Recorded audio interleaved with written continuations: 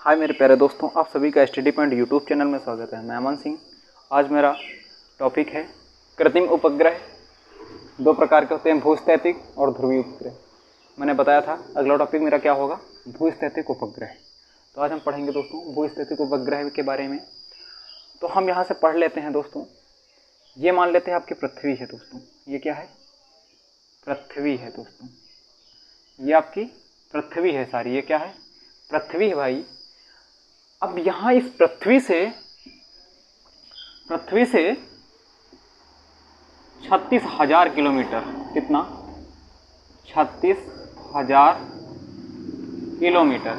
ये आपकी 36,000 किलोमीटर की दूरी पे एक सैटेलाइट, 36 पृथ्वी से 36,000 ऊंचाई पे, 36,000 किलोमीटर की ऊंचाई पे दोस्तों एक सैटेलाइट होता है। ये भेजा गया, मान लेते हैं, ठीक है। ये उपग्रह है आपका, यहाँ पे मान लेते हैं ये आपका सैटेलाइट है, उपग्रह,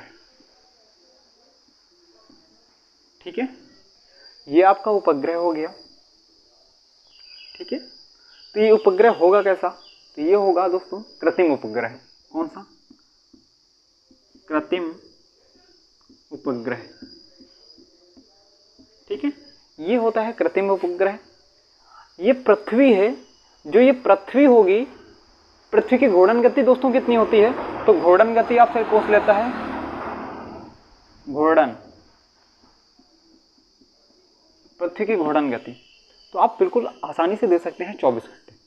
पृथ्वी एक चक्कर कितने समय लगाती है, तो घूर्णन कितने समय पूरा करती है। मान लेते हैं पृथ्वी जो अगर यहाँ से चलती है तो पूरा चक्कर लगा के, ये है आपकी पृथ्वी, अगर ये पृथ्वी यहाँ से है आपकी, ये पूरा चक्कर, एक चक्कर लगाने में कितना समय लेती है, कितना वक्त लेती है, कितनी गति होती है, तो कितना समय लेती है? 24 घंटे का,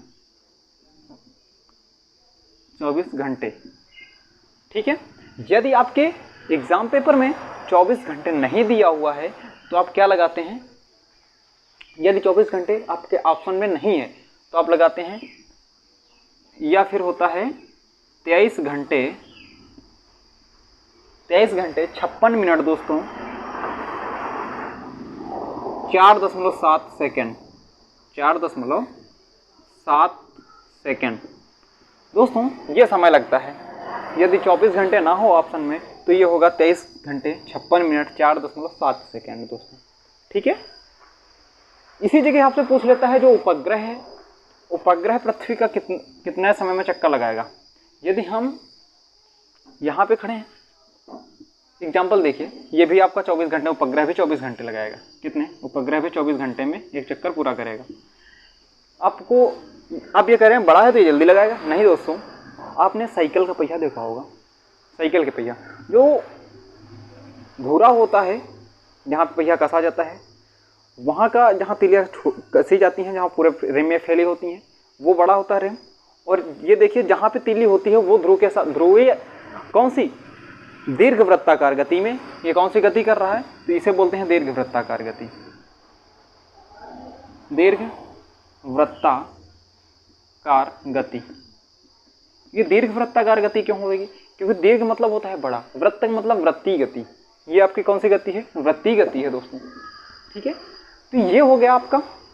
उसी जगह आप चेक कर लिया, अपने साइकिल में देखिएगा भाई, जो अगर तीली यहाँ से निकली है, जिस साइड रिम पे लगी है वो एक चक्कर पूरा करेगी। जब ये पूरा होगा उसका भी चक्कर पूरा होगा, क्योंकि ये इसके साथ ही गति कर रहा है, ठीक है। इस वजह से ये भी 24 घंटे में एक चक्कर पूरा करेगा। अब इसके साथ पढ़ते हैं, ये हो गया आपका भूस्थैतिक उपग्रह। कौन सा? भूस्थैतिक उपग्रह है, भूस्थैतिक, स्थैतिक, ठीक है, भूस्थैतिक उपग्रह। अब इसी जगह टॉपिक दोस्तों है, हर एक चीज आपको क्लियर करा देंगे। भूस्थैतिक जो उपग्रह होता है, इसके द्वारा हम क्या सीखते हैं? तो इसके द्वारा सीख लेते हैं दूरसंचार। जो टेलीविजन होता है दोस्तों, समाचार पत्र होते हैं, जो समाचार दिखाए जाते हैं, वो इस उपग्रह के कारण आपको दिखने को मिलते हैं। कृत्रिम उपग्रह, कृत्रिम उपग्रह या भूस्थैतिक उपग्रह के कारण दूरसंचार को देखने को मिलते हैं। दूरसंचार, दूरसंचार की जानकारी हो गई, या फिर हो गई आपकी टेलीविजन हो गया। ये सारी जानकारियां किसके कारण मिलती हैं? भूस्थैतिक उपग्रह के, ठीक है दोस्तों। अब इसके आगे पढ़ते हैं, ये आपकी जानकारी होगी। अब इसके आगे जैसे बढ़ते हैं तो आपको मिलेगा इसका दूसरा पार्ट। दूसरा नंबर क्या था? ये था दोस्तों ध्रुवीय उपग्रह। कौन सा? ध्रुवीय उपग्रह। दोस्तों ध्रुवीय उपग्रह हम यहां से सीखते हैं, सेम कंडीशन वही है, ठीक है। ये आपकी पृथ्वी हो जाएगी। जो भूस्थितिक यानी कृत्रिम उपग्रह था उसको 36,000 किलोमीटर की दूरी पर रख देते थे, भेजते थे। अब यहां से कितनी दूरी पे होगा उपग्रह? अब यहां उपग्रह की बात छोड़ो तो ये होता है नॉर्थ, ये होता है साउथ। नॉर्थ होता है और साउथ होता है, ठीक है। एक यदि पृथ्वी से कितनी ऊंचाई पे होगा तो आपसे पूछे तो ये होते हैं 500 से 800 किलोमीटर। कितना? 500 से 800 किलोमीटर। ये उपग्रह कितनी ऊंचाई पे होते हैं? तो 500 से 800 की ऊंचाई पे होते हैं। मान लिया एक सैटेलाइट यहाँ पे है और एक सैटेलाइट यहाँ पे है दोस्तों। तो ये कैसी गति करते हैं? ये ऐसे गति करते हैं। ये ऐसे आएंगे, ऐसे आएंगे, ये ऐसे गति करता है और ये ऐसे, ठीक है। ध्रुवीय गति, ध्रुवीय मतलब अक्षों पे गति करती है। ध्रुवीय गति ये कौन सी होगी? ध्रुवीय गति, ध्रुवीय गति करते हैं। ये उपग्रह कौन सी गति करते हैं? ध्रुवीय गति। उसमें क्या था?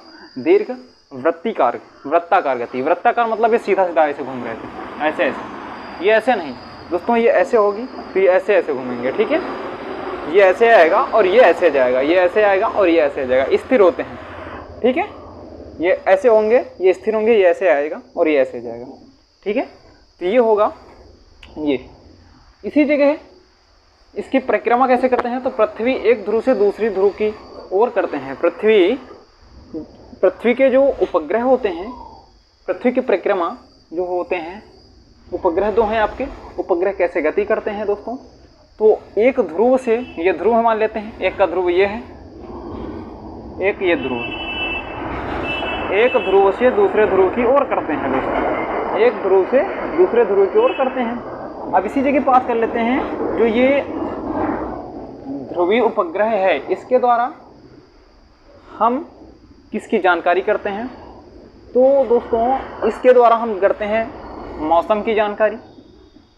मौसम की जानकारी दोस्तों, ये मौसम की जानकारी क्या होता है? यानी कि मौसम कब पानी बरसेगा, कब सर्दी होगी, कब गर्मी होगी, ऐसी जानकारी कहाँ से मिलती है? तो ध्रुवीय उपग्रह से मिलती हैं। वो कितनी ऊंचाई पे होते हैं? 500 से 800 किलोमीटर की ऊंचाई पे होते हैं। और इसके द्वारा क्या मिलता है? इसी के द्वारा जानकारी मिलती है सैन्य परीक्षण। सैन्य परीक्षण यानी कि जो सैन्य आर्मी सेना होती है, ये मान लिया सेना है,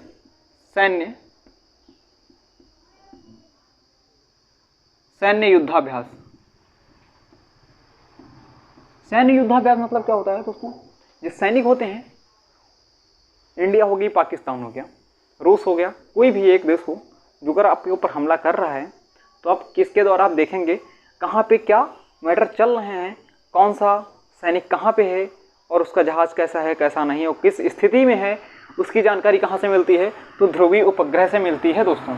कहाँ से? ध्रुवीय उपग्रह। जो मानचित्र की जानकारी ले लेते हैं, मानचित्र की जानकारी कहाँ से मिलती है? मानचित्र की जानकारी,